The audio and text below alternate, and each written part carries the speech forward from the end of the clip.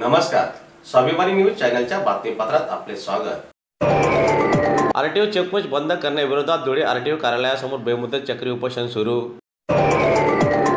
संपूर्ण महाराष्ट्रभरात राज्य शासनाने आरटीओ चेकपोस्ट कायमस्वरूपी बंद करण्यात यावे असा निर्णय घेतलेला आहे। या निर्णयामुळे बरेच अनधिकृत सोप्या आणि छुप्या पद्धतीने अवैध मद्य विक्री, गुटखा तस्करी, गोवंश तस्करी, चोरीची वाहने असे अवैध प्रकार वाढतील।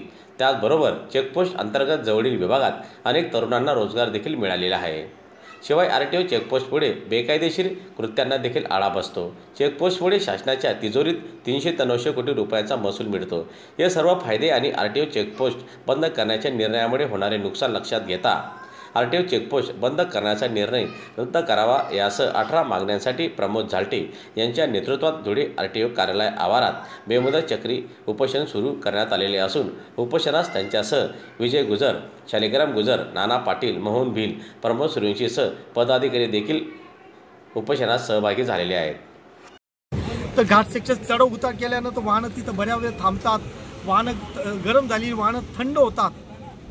हा पण एक म्हणजे शासनाच्या म्हणजे वाहनांच्या फायद्याचा भाग आहे। आणि तसंच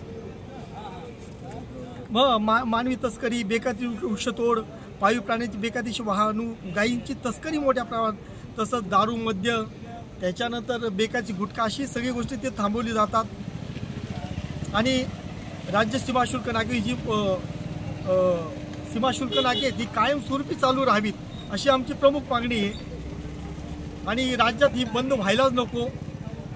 शासना 800-900 कोटी रुपयाचा त्यांना महसूल मिळतोय, त्याच्याने एक फायदा आहे शासनाचा।